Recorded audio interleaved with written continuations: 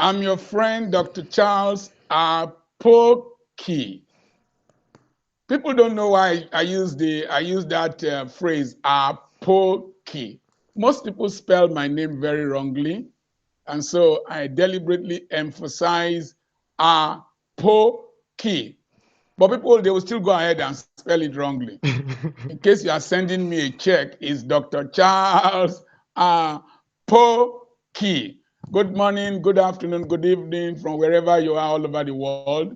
It is a rare privilege for me to come into your sphere of influence.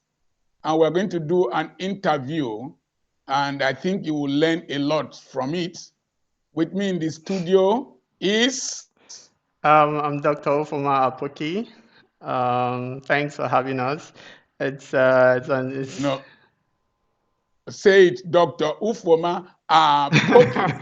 I'm Dr. Ofoma Apoki. So in case you want to send me a check Yeah. too, so you get the you get the spellings correctly. So, are uh, you a medical doctor or who are you? no. I never liked medical practice. I was more interested in fixing things right from an early age. I remember back then when I was a little child, I was interested in fixing things, opening sockets and breaking down things and putting them back together. So I have a PhD in computer science. That's why I'm a doctor. So I'm a doctor of philosophy, not a medical doctor. So, how did the journey to being a PhD in computer science? It was quite a stressful journey. There were many hiccups on the road. But it's something, whenever you start something, you set your mind to accomplish it. I always think problems and challenges are part of life, and they should always come up. So you should have the attitude that whenever they come up, you can overcome them. So when you have that attitude, when they come up, you're not necessarily shocked at them. You just take them as part of life. So, you studied in Nigeria first? Yeah, I did my first degree in Uniben. Then I came for my master's in Romania, Bucharest. Then I did my PhD in Iași, which is like uh, a few hours from Bucharest. And yeah, I completed my studies last year. Yeah, last year, November, precisely. I particularly like that your school, the master's degree school, Polytechnica Bucharest. Can you remember the year it was founded? I can't quite remember, but the one I did my PhD in is actually the oldest university in the one in Iași, Alexandria Ioncuza is the oldest university in Romania. Uh, Politehnica and Bucharest. If you hear the name Politehnica, it's like everyone takes it to be a very difficult place to go in and survive. So I can't quite remember the year, but it was quite an experience, I would say. Well, it's a very old university. Yeah, it's most of their universities are very old. The newer ones might be private institutions, but uh, they have old universities here. I have so many young women following me on Facebook and social media. Are you married or are you still unavailable? Unavailable. I dedicate my life. No. I dedicate, I Uh, dedicate my life. You have dedicated your life. I don't think I've dedicated my life, but I'm married. You're married to Dr. Mirella Poki. Yeah, I've also my interviewed her here. yeah. We have an interview. It's gonna come up very soon. Okay, now we're going to reverse the roles. I will be the host, and you will be the And you and guest. you have a and you have a son and you have a son, Luca Yeah, I have a son, Poki. Luca, and yeah, Okay. it's been quite interesting. Um, Okay, reverse the roles now. yeah, so I've been wanting to have this discussion for quite a while, and just like I said, we had a child last year. That was July last year, and it was quite interesting being a father. It was also very challenging. And so many things came up, the stress of you just have this little thing, okay, I'll say a thing in quotes, little thing in front of you, and you don't necessarily know what you can do with it. There's no amount of preparation that can prepare you for that moment. And it comes with joy. It also comes with a lot of challenges. He eats and he doesn't board properly. He cries. He can just start crying for nothing in particular. You can't just. I think the second night he came in, he just started crying hysterically at night. At about 12 a.m., 1 a.m., and we were so scared we had to call in the ambulance. And he came in, the ambulance came, and it was just I think he had some problem with eating and digesting properly. And I started thinking to myself, this is a healthy child. For the most part, he's quiet. For the most part, if he eats, if he sleeps properly, he's okay.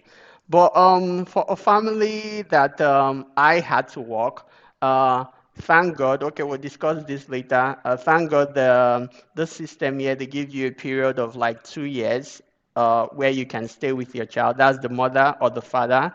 The father can go on paternity leave or the mother, depending on who earns more or depending on who can handle that challenge. And yeah, so my wife had to stay back home, and luckily enough, I was working remotely, so I had to stay back home. But it was quite a challenge. It was, I just think to myself, sometimes the stress level gets so high, and like I said, he's so fragile, and I'm like, one little thing can escalate. And one little thing, if you're not careful with him, I feel you can just hurt him or he hurts himself. Yeah, so, and then thinking back to my childhood period and the stories I've heard. For instance, I'm a child. I know I had cleft lip and palate. I had this surgery when I was young, and I wondered to myself as a parent, okay, my story a little bit mirrors yours because you were born in the your parents were in the south and you went to the east and you just had you and your wife, my mother, and three children. I know there was my elder brother, there was my elder sister, and there was myself. And two of us, me and my elder sister, we had health challenges. Mine was this flat sleep and palate. My sister, you explain much later.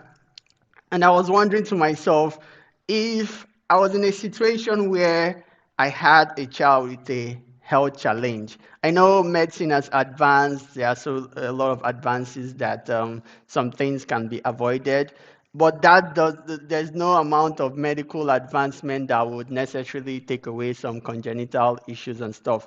So I was wondering to myself, if I had a child with a health challenge, will I be able to cope? And so that's drew me back to you. And I know you had three children, like I said, 1 year apart. And I just want you to share your experience of how you were able to cope. Because you were a medical doctor, your wife was a mid nurse, and you were running a hospital, maybe two at the time. And yeah, I just want to, because I know there are parents that are out there like me and maybe passing through the same issue, or maybe something even maybe more challenging than I passed through. So yeah, that's where we should start from. Okay, okay. First of all, I married early. I was 26. My wife was 24. Fortunately, I was a medical doctor, Also and I'm a medical doctor.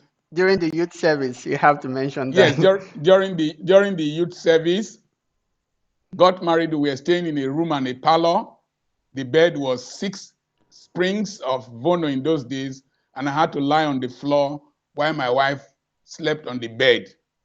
But I was, and then I had the children 86, 87, 88. I was going to Jerusalem quite often. So one day I was teaching on family planning, and one woman spoke Igbo language. Say, "Lekonye ne kuzi madu family planning." He said they look at somebody teaching family planning. His wife gets pregnant often and often. So, first of all, I have had a philosophy to life that if it is the hard road that comes, I will pass through it. If it is the smooth one, I will pass through it. So I've always prepared for the challenges of life. I've never had life easy, neither have I had it too comfortably. So my mind was made up. Having been a medical doctor and your wife a nurse midwife prepared us to a large extent medically to handle issues. But I took all my deliveries. I delivered all of you, four of you. I took the deliveries personally because there was a maternity where I had you guys, and I had you in one in my hospital, one in your elder brother in the maternity. I had you in my hospital. I had your elder sister in the hospital where I was working, and the last person I had in my hospital too. So, but I have never been afraid of challenges. I always know how to rise up to challenges. So, and we were alone. But I must say that within the first few weeks of delivery, your auntie, Mrs. Angela Onovugakpo, came in from Warri. Your grandmother sent her, so she came to stay with us and helped us in bathing the baby that was quite tender and all stuff, helped us. It was quite a relief, that initial period.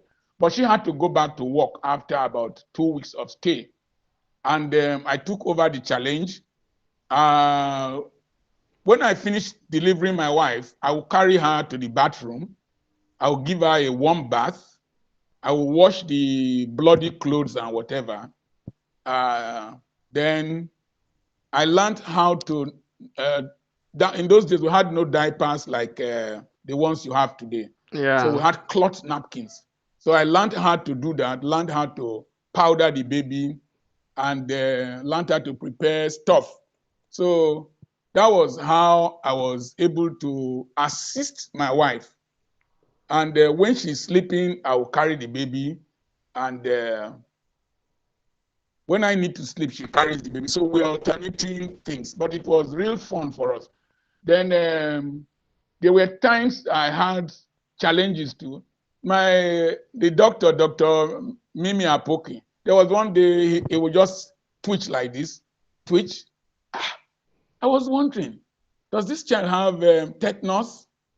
So I thought it was tetanus. You know, when my children are sick, my brain goes off. It's my wife that is calmer.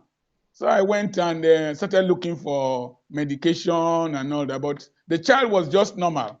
It was a normal reflex action with children, and that was a frightening period. So what I do, I go to work, I come back. If I want to wash napkins, if people are there, I will enter the bathroom, lock the door, wash napkins, sun them. Then it got to a point, your mom can leave the children at 6 months and go for convention. Okay. So I learned how to take care of. I I learned can how to barely take care of the babies. I can barely stay like like 1 hour. Look at unless he's sleeping. So I learned how to take care of them, prepare meals for them. Then the challenges were when the eldest one, Dr. Miracle, did not give me much stress until your sister was born. She could just start crying. She could just start crying without knowing why she's crying. From 6 in the evening till around 5 in the morning. So I was told that I cried a lot. For me, I just accepted it as punishment for my disturbing my mother. For your So past sins. for my past sins, sometimes when after she has stopped crying, when I'm going to work, I'll still be hearing the voice inside my head. So I'll go to work with the cry in my brain. But I loved the children. Then what else helped me? I told you I'm a resolute person. Mm-hmm. And I tried to make sure that wherever I worked was either my residence or very close to my residence. So in each of these cases, I didn't need to go to work from the house far. So I could go, come back. And I always insisted that my wife would be employed where I am working. So Yeah. after the first 2 years, we opened our own practice. So we are living in the same place where we were working. I will Yeah. not say it was easy, but it was fulfilling that I was raising a family. Then Mm-hmm. when you were born, you had a cleft lip and palate. It was very stressful. I took the delivery. You see a child with a cleft lip and palate, so dependent upon you. I went to meet my senior colleague, Dr. Owunka. They didn't have anything, they didn't know anything that they could do within that vicinity. Then we went to Port Harcourt, to the dental center, wherever, and they didn't know what to do before we were referred to. So that was where the surgery was done, and your mom had to stay with you, and they were not allowed to stay in the hospital, in the wards, so they will stay outside. Do you know, sometimes I would drive to Enugu from Aba and still drive back. Then in the course of the process of your being admitted, your sister had bilateral genu valgus, and her two legs turned to multiplication sign. She walks like this. I had to also carry her to the same hospital. She was admitted. Surgery was done on her. She had surgery twice. You had surgery twice. So it was hectic. One of the days I was coming from the hospital at Enugu, I was driving. Um, I had two parents with me. I was 27, 28 now, 29. I had two parents that were paralyzed. My father had spinal cord injury. My mother had stroke. They were paralyzed. They were with me in the hospital where I was working in my residence. My car knocked engine. My landlord said I should park out of the compound. I had not seen my elder brothers for 5 years, and I was just alone. I was coming back, and I was crying in the car. Your elder brother, Dr. Miracle, was there. He didn't know. And I was saying, God, why me?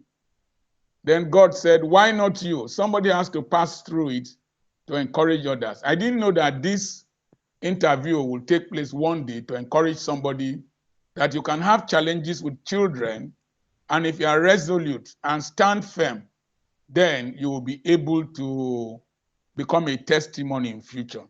When you were born with cleft lip and palate, people saw it as something to make mockery of. Ihuna one Dr. Apoki, onu ya yiri Asa Road. Asa Road was the biggest street in Aba that time, widest street. They say, have you seen the mouth of Dr. Apoki's son? It looks like Asa Road. So we say, are you going to where Dr. Apoki's wife delivered? It's what you see when you are pregnant that you can deliver. So they made fun of us.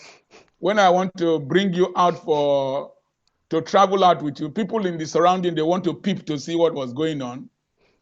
But I thank God for Dr. Wang Kwo, who was the medical officer of health in Aba Health Office, and the members of staff of the Aba Health Office, because I served them. I worked there. I served them during the National Youth Service period. So they usually come to the house to immunize you. They will bring their cold packs and all that with the government vehicle, immunize you, and go back.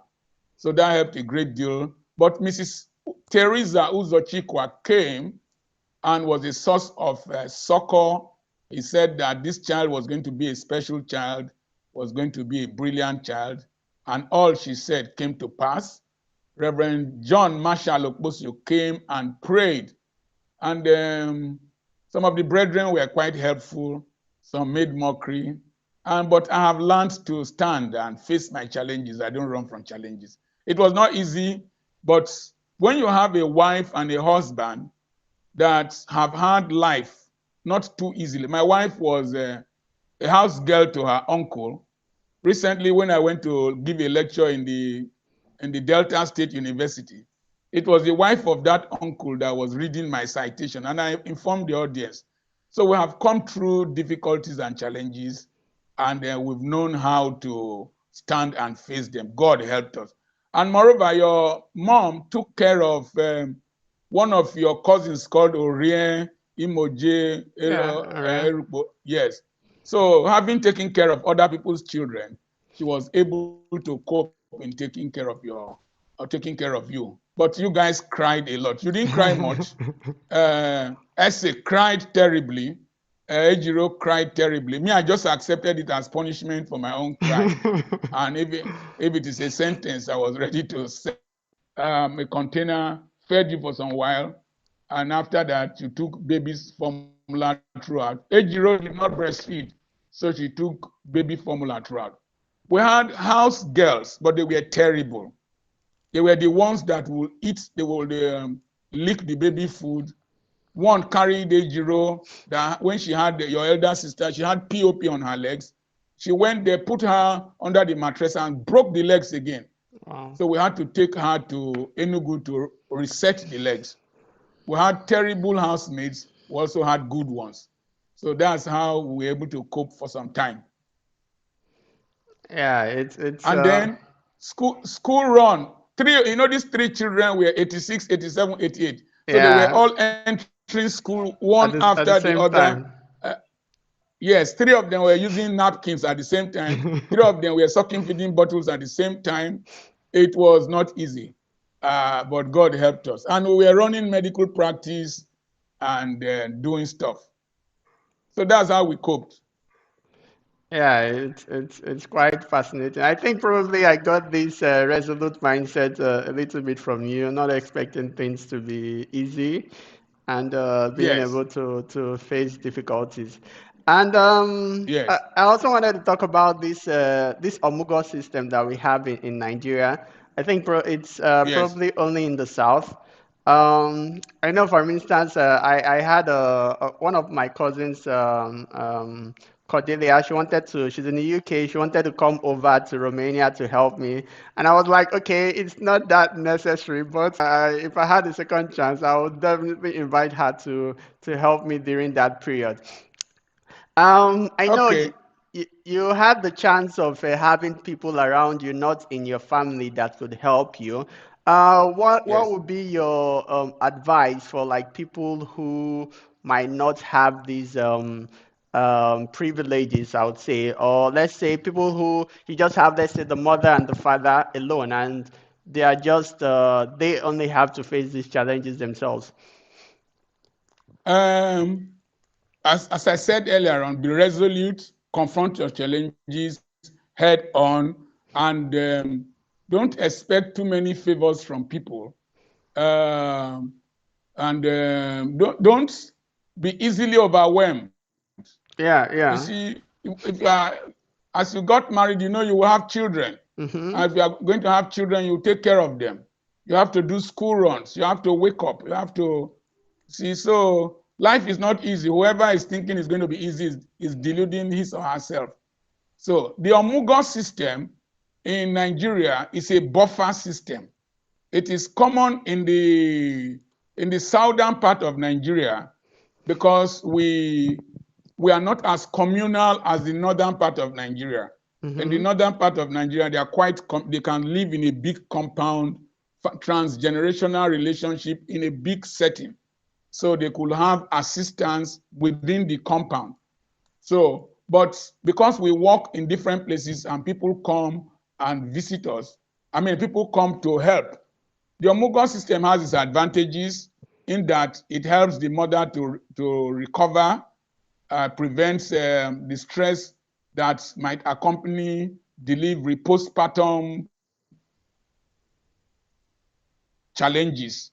So in some women, if they don't sleep well, they can have hypertension. Some can even have mental breakdown.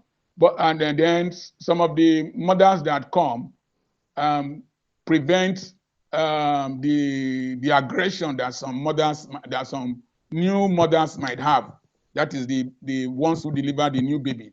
But it also has its own challenges. Yeah. If it's the husband's mother that comes in, he will want to do things that might not be tolerated by the By the wife. wife, yeah. she will want to cook the kind of soup the child used to like when the child was young. And maybe, especially if they are intertribal marriages, maybe that woman is not used to the tribe of the mother and the kind of soup the mother wants to cook. Mm-hmm. Challenges might come. I know women, they have this kind of rivalry between them. She will want to Yes. expect an angel.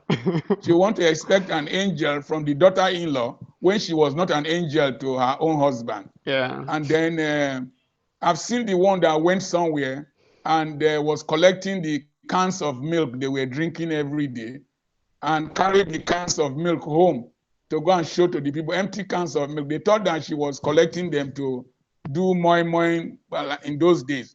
She got home and showed all the cans of milk that they drank and sardine and told the people, see why my son has not built a house, see what they eat on a daily basis. So there could be rivalry and there could be discord. So the mother-in-law went for Mugo, Mm-hmm. and the husband to the daughter impregnated the mother-in-law. Oh, So that's uh, that's wild. the assuming the girl that delivered is 20 and the mother is 30 something, 38, and that period of delivery where maybe the stitches had not properly healed, there was deprivation, and the mother was there, and Satan can do overtime, and the man climbed on the mother and impregnated her, or sister-in-laws that went, slept with their sisters' husbands. We've Yeah. seen a lot of things. And then you have to be careful of the spirituality of the person coming to take care of your children. Mm-hmm. Africa, we have our own spirituality quite different from Europe. So they might come with different ideas and concepts. We've had house um, house helps that urinated inside pot of egusi soup Mm. somewhere at Abraka. So you must be very careful with the people you bring into your sphere of influence. Yeah. So And as then much. and Yeah. then don't go overstay. Don't go overstay. If you go Yeah. to Europe, you stay there and you are doing Omugo, water bills will increase, Yeah. electricity bills will increase, feeding costs will increase. A lot of these mothers that go for Omugo, they don't know how, some of them might not know how to live in Europe. You want to brush your teeth, you just leave the tap to be running. They don't know that the thing is counting. They leave Yeah. electricity on if they are leaving the room. They want to eat what they have not eaten in Nigeria and then add weight and accumulate bills for the son-in-law.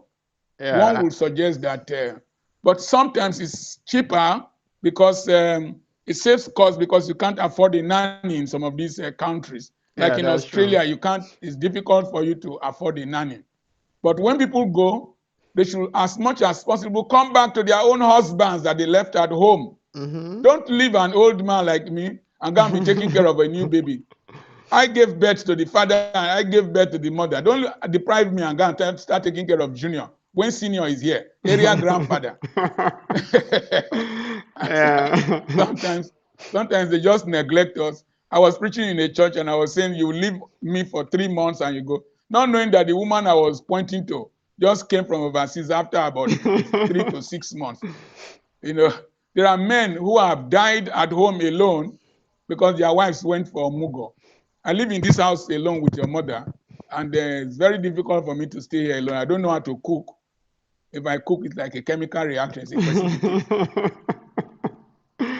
uh, yeah, so as much as the Omugo system is can be quite helpful, one has to be careful who you bring into your house because yeah, it can cause Yes. an imbalance into the synergy at And home. they should not overstay. They should not overstay. Yeah, yeah. Another thing I was quite curious about because I know when we were born, we didn't have the, let's say, the privileges of doing CT scans and stuff to see the, let's say, the baby and stuff.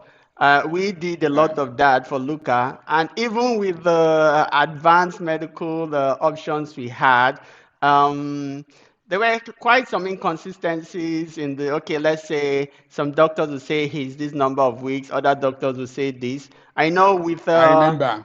yeah, with those predictions, it can, no matter the technologies you have, it can be 100% accurate. So, how did you? So, it caused a lot of stress for us because sometimes they say the boy is too, he has big cheeks, he's so fluffy like this, and he's bigger, his head is bigger than his body, and it was quite stressful. Yeah, and I know you didn't have to go through that period. So was it comforting for you not knowing all these things, or it was quite stressful, or you just had to keep your expectations till on till the ninth month? I remember I was the Nigerian consultant this way. Most of the Yeah, questions yeah, and the scans were sent to me online. I was the Nigerian mediator, area grandfather. yeah. Now, I am a very crazy man. I'm not normal. Um, I was AS, my wife was AS. We knew and we went ahead and got married. So Would you I call had take that? Would you call that a faith or a little bit of no, recklessness? reckless insanity. uh, I told your mom that if we don't have children, she should not bother me. Uh, I'm not normal. That's what I've accepted. And you as my child, you will have known that I'm a crazy fellow. Yeah, well, Uh, I think in a way that's it's more. I think that's not the reckless part, but the acceptance of let's say if anything comes, if let's say there are no children, if we have let's yes. say children that have some health issues with it, because even if you take very two people who have the ideal genes and stuff and you bring them together, nature can go Oh, haywire. one can die prematurely. That was what I said. One can die prematurely. Mm-hmm. One can have renal cysts. One can have leukemia. So I said, let me. This girl I have seen that I was madly in love with. Do you know? I used to send postcards to her every day. Every day, she will receive 30 postcards in a month. Every day. Oh, I was I've I never was seen you to crazy. be this romantic type. No, I was very romantic. I would record Dolly Parton. I would send to her, buy meals and boom, send to her. I just made up my mind I was going to love, and I was going to love. And later in life, I discovered that it's common sense leaving your head when you are in love. So, and Yeah. so I dwell more on responsibility. Mm-hmm. But so I didn't bother about anything. I have this kamikaze mindset. I didn't bother about anything. Once the first one was born, I looked at when it got to a certain age, I was looking for hand and foot syndrome, where the fingers and the toes would be like spindle shape and be painful. I didn't see, so I was happy. The next one, I went in again, came, I didn't see any hand and foot syndrome. And I even forgot, after some time, I forgot, I just continued. But you remember when you wanted, when we had this AS issue with you and somebody, I didn't allow you to continue with that relationship Mm-hmm. because I didn't want to take that risk. Mm-hmm. I Yeah. could be crazy enough. I don't want my children to be crazy, turn to congenital, familial, ancestral craziness. Yeah, yeah. I was actually watching a show, and I saw on the show they had someone with cleft lip and palate, and he wanted to actually get married to someone with that, and Mm. he didn't go through with that because there were suggestions that if you The have that, then, genes. yeah, the genes might likely propagate. Yeah, so Mm. yeah, there's no need extending that craziness. No, no, no, Um, no, no. You don't. yeah. Another thing I wanted to ask. So Okay, yeah, go ahead. You want to say something? training three children in school, and then a fourth one came was not easy. People were calling me miserly. I was really frugal. I was not stingy. I made sure that there were things that I did not owe: school fees, house rent, and giving my children the best education. I labored night and day. I could do all kinds of menial things. There was a time I sold secondhand clothing at a bar. There were times I sold drinks. There was a time I imported fish meal from Pakistan. I was working in several practices. Then when I had my own practice, I would go to Akwa Ibom in the rural areas. I opened practices where I could do both social work, that is, help the people, do surgeries for them in their communities, where I opened practices, take care of lepers. But I made sure that I had finances to take care of my children, my wife, and I did not owe, I did not beg. Then we came to Delta State from Aba, and your elder brother went, you went to university, your sister also went, your elder brother went. We had some challenges with academics and all that. I was willing to, your brother needed to leave year 4 in Igbenedion to start year 2 in Europe. They got to Europe, they sent him back. I needed to buy 3 tickets.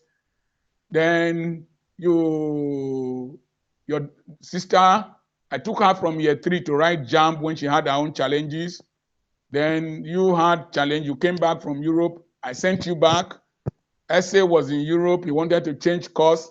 After I've paid school fees in dollars for 1 year or so, he changed course. So I've had turbulence and challenges, but I don't give up. I always try as much as possible to confront my challenges, handle them squarely.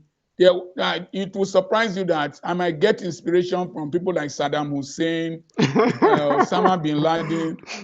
When I had all these challenges, they were fighting with Saddam Hussein. He was still gallivanting. I said, if this man can be this confident, what's wrong with me? So I had to sit up and face my challenges. I've learned to face my challenges. I don't run away from them.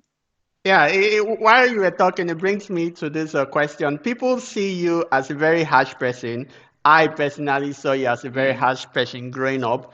And Wicked, sometimes wicked. yeah. If you're a child, you can have that mentality. Oh, my parents don't love me. My parents are very wicked. They are very harsh to me. And uh, when I, as a father now, I start to see the benefits of that. So how do you balance? A mother's nature might be quite empathetic and sympathetic towards a child. I think it's a father's responsibility to be stern and ensure responsibility and order in the house.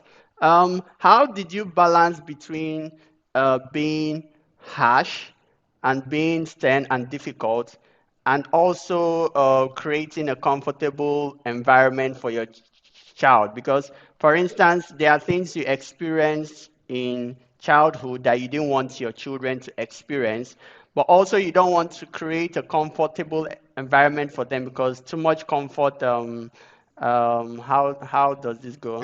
It's inimical to stimulus to Yeah, progress. yeah. If they are too comfortable, they don't progress. So you want to balance these things. How do you create the balance between these two things? Okay. I learned from my mother. My father was laissez-faire. It was my mother that was close to us. My mother was extremely very strict. And I saw that if not for the strictness of my mother, I would have been a Niger Delta militant, a very intelligent and dangerous one. I Yeah. would have been in the streets. So it was the sternness and the firmness of my mother and the strictness of my mother and insistence on academics that made me who I am today. But at the same time, my mother never allowed us to lack food. At the same time, if my mother is flogging us, if you come in and say, flog him, this is your son, I was very troublesome. Too troublesome. This. She will stop flogging me. She will now hug me and say, you wife is well. You want make her kill my pikin, make your own die alive. That is to say, you want me to kill you want me Yeah. to kill my child while yours will be alive. So I saw love in her. I Mm-hmm. started blaming myself for the actions that were coming from her. I Yeah. saw her as somebody who loved me, but that I was the troublesome child. And having accepted I was the troublesome child, I could feel her love. So I tried to give the best to my children, but I also insist on what is right. I Yeah. insist on what should be done. Like academics, I asked your elder brother what is Meissner's gland in medical school. He didn't know it. And I told him, you will kill me when I get old. That's why I took him from year 4, sent him to year 2 in Europe. Your sister had academic challenge and issues. Okay, you are too smart. You allowed somebody to be copying your own. You will go back to year 3. From year 3, you will go back and write JAM. So she went back and wrote JAM. So when it comes to academics, morals, I am extremely very, very harsh. And I stick to those principles because they are the things that made me who I am. The Bible says, God says that those whom I love, I chastise. That if I don't chastise you, then you are bastards. And my children are not bastards. And I want to be like the Lord where they are. Yeah, okay. The final question is, unless you have something else to discuss, let's take No, the this. final one. Okay, let's take this to the extreme. I was reading a book like a few years ago, questions people are afraid to ask God, and there was this mother who had children that had, let's say, debilitating diseases, like, and in such cases, you question God, why would you allow this to happen to such a child? So, like I said, you had issues with your children that, okay, those issues were not like very, very severe. They could be overcome. So, what would be your advice for parents who are passing through challenges with children that, let's say, you have a child that has a very, very severe health challenge and it's not something that can be overcome easily? Um, I have learned that love is not measured when there are no challenges. Mm-hmm. I also feel the reason I'm married to my wife and I don't do adultery and I accept her assets and liabilities is that God will reward me for marrying her, providing husbandship to her, and providing a hope and helping her to maximize her life. I just feel that if I have a child like that, God, that child is an expression of life, and that life is God. And my catering for that child is an expression of my responsibility towards God. It might also just encourage somebody. You see, that man that has Amelia without hands and legs, Yeah, that yeah. is married now. Mm-hmm. Don't when you look at him, you will see that he's an embodiment of responsibility from his parents. Mm-hmm. There's a man called Kyle Maynard. He was a Greek wrestler, but I think he doesn't have legs or so. He lost his first 35 fights and won his 36th fight. And he wrote a book with his mouth titled No Excuses. He's a public speaker in America, Kyle Maynard. So Kylem Kyle, then Maynard, Maynard. Mm-hmm. He is an expression of love. He will encourage other people. So as I am a better motivator, a better model, because I have faced the reality of hardship and difficulties, and I've been able to overcome them. So also, such a mother might encourage other mothers that have such genetic accidents. That I call them genetic accidents. Yeah. So you become a model and a source of encouragement. Yeah, I just wanted to say Thank you for the idea is that most people, tragedy is sometimes inevitable, but you have to be responsible and stand up and face tragedy rather than turning that tragedy into hell. yes. The measurement of love is perfected in the midst of where the person is not lovable or where love is not expected. Yeah, Love is not measured in perfection. yeah, yeah. Yes. Okay, Thank you so so much for coming to my show. yeah, I hand the hosting rights over to you. Back to you. Yes. Thank you for coming to my show. I want to encourage listeners to tune to my YouTube channel, Dr. Charles Apoki. Subscribe, share this video, and encourage others to follow us. Get our materials at petrapublications.com. And I am your friend, Dr. Charles Apoki. Apoki. God bless you. All right.